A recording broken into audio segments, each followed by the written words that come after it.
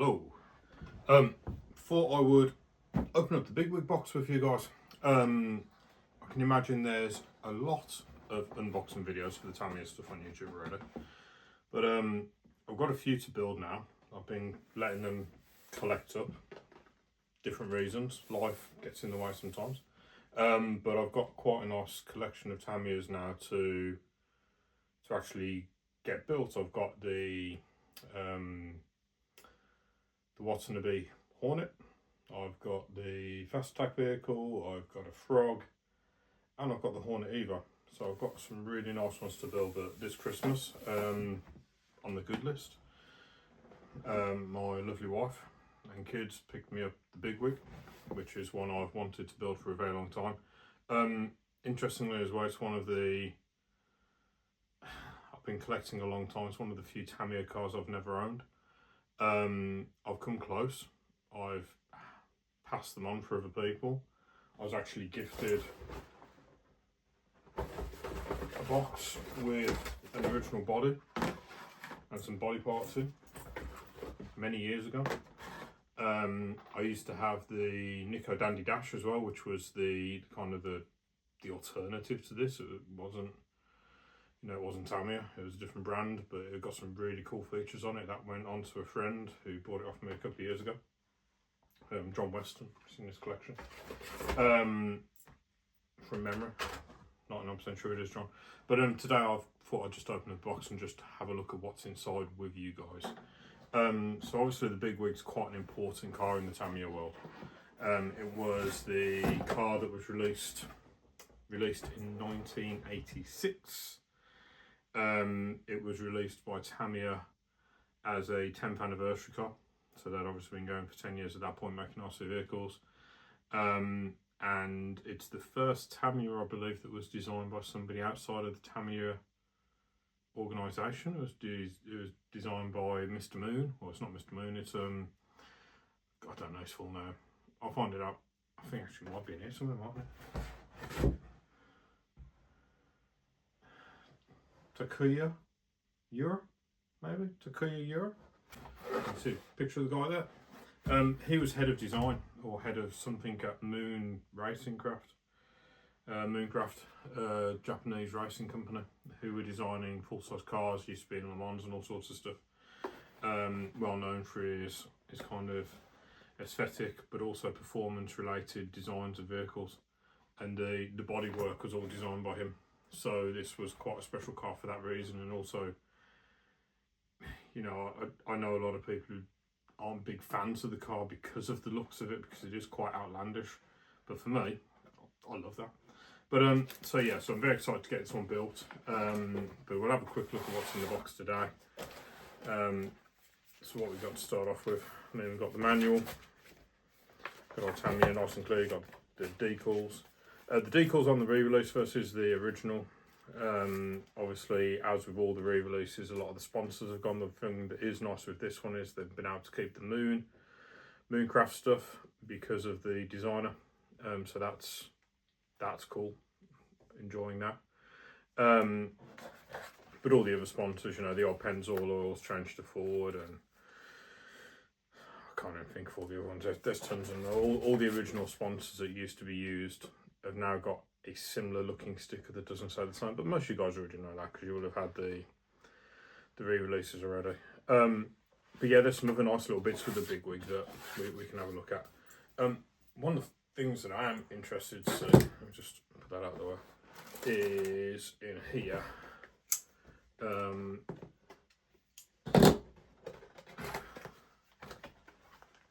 believe, hopefully, oh, that, yeah, I was going to say it's normally in this box, the motor is for the motor. Don't know if you can see it on the camera, but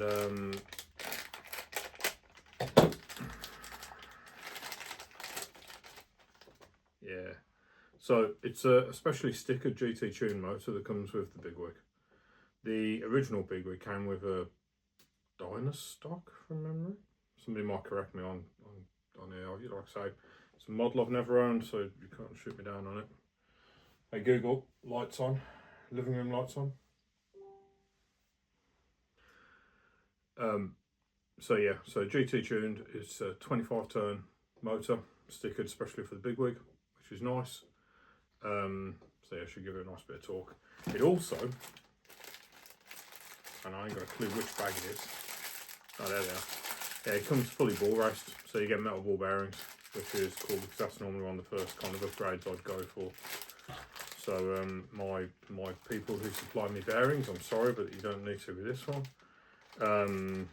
But yeah, I've got a couple of guys that tend to buy the bearings off every time I get a build. But yeah, no need for this one. But as always, nicely labelled ABC. It's a shame you don't get the cardboard things at the top anymore. Like used to like to keep all those, but you know, it is what it is. And ABCDE all works nicely. A couple of these back in here. I'm not going to go through every single bag with you guys because it's a Tamiya kit, and I know you guys already know them. Put this back in here though, just in case it gets anything stuck to the magnets in here. The other thing that's dropped out is the actual steering hubs, and it's something I really like about this car. It kind of brings back memories from some of the old cars from the 90s. It's the crazy colours, all the plastics. You know, just looking in the box here, you know, you got the blues, the yellows, and it's not just the body parts either. It's like, I know that's the kind of the ESC, the receiver tray that sits inside the chassis tub. That yellow part there is the part that sits over the top of the steering kind of contraption steering setup in this one. And the steering setup in this car is quite different as well, because it's I believe it's rack and pinion. I'm sure it is, but yeah, it's not direct off the servo like you would find in a lot of cars these days. Where are we? Let's have a look.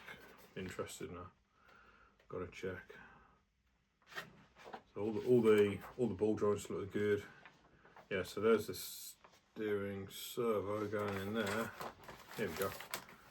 So yeah, so you can actually see there's a gear. It's going to be sitting in the chassis, and then you've got the rubber boots with the cover here that sits over the top of it. So it's going to be actual geared steering, which is cool. And it's the little things like that that make this one an interesting one for me. Like I said, I've never owned one, let alone built one. Front suspension arms, shock towers, hubs. There's the steering gear, as you would call it, and then the pin, the kind of the rack that it sits on, so rack and pinion. What else we got? A couple of antennas. I'm guessing that's for the old school look, because on the box it's just showing you the clear tube, which I'm guessing is also in here. Yeah, it is. Even though with the modern 2.4 gig you don't really need to use that because the aerial's so short, it picks up fine without it. It means you could, if you wanted to, stick these two coming out the back of it for the old school look. Get some little flags at the top. That's kind of what I do with my sand scorcher, if you've ever seen me running that on the beach. Body. So yeah, I'm kind of familiar with the body because I've already got one, but at the same time it's still cool to see what's going on. And what I have noticed, just picking it up then, there's some extra bits in here which look like, I believe they're the wheel arch things that kind of stick over the back of the rear wheel. I mean, this body that I was gifted years ago, it's awesome. It's nice to see because it's got the original kind of sponsorships on it, the Dexapic and the Pennzoil and so on, and the Facom tools. But it looks good from a distance. It's been restored. It's been painted on the inside, then the outside, then the outside, then the inside, a lot of times. And you can see where the paint's cracked and where the paint's heavy and where the paint's running and stuff like that. So, you know, it looks good, and it's exactly what I want to do with my new one in terms of the colours. I want it that nice metallic blue. I think it looks awesome. But I'm not afraid to use this one, so this one might be used definitely in the short term until the weather gets a little bit warmer, so I can paint this one up nice in the summer. But I'm going to get this built, and I've got a body straight to sit on it straight away. Also notice this hook, so I'm guessing it's going to be some way of hooking it on, maybe hook on the back and then drop down. Like I say, never owned a Bigwig, so I'm very new to this one. What else we got?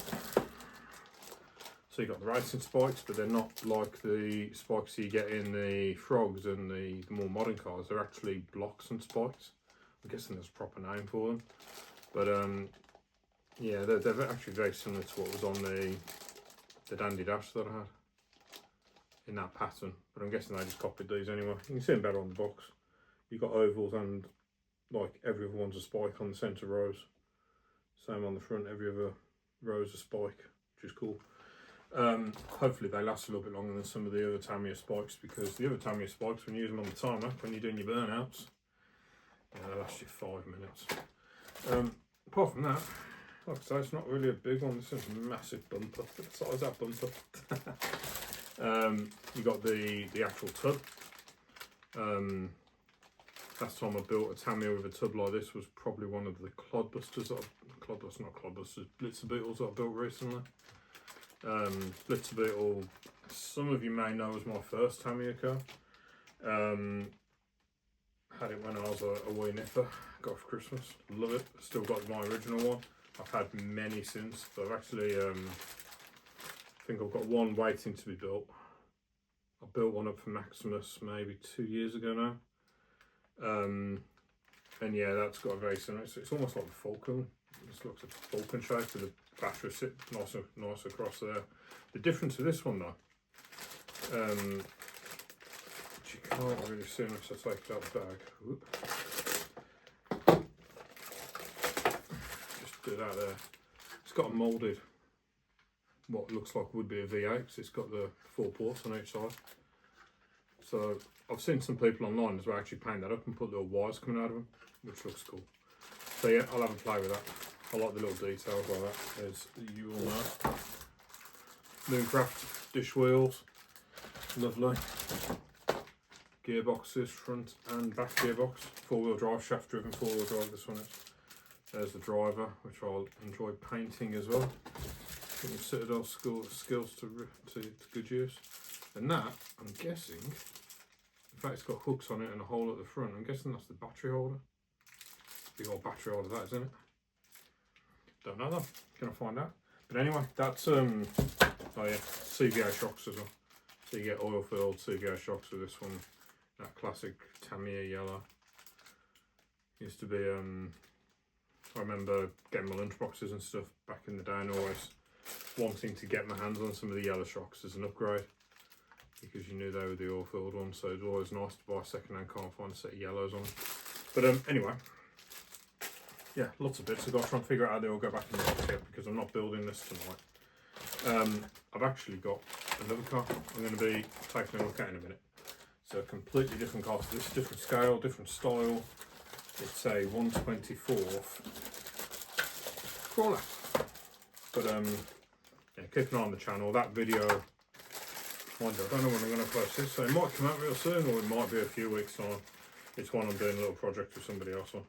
But anyway, appreciate you guys taking a look at all this with me. Hopefully you will see this built sooner rather than later. I intend to build it, use it, enjoy it, not smash it. I'm not planning on absolutely wiping this one out. I'm not putting any silly big motors in it or anything. I want to keep it as Tamiya intended. I enjoy running it around the park with my kids and my nieces and nephews as well. They love the old cars going around the park. Well, I love the old cars going around the park while they're playing on the play equipment, I should say. But yeah, it's all good fun. Appreciate your time though, and Happy New Year, everybody.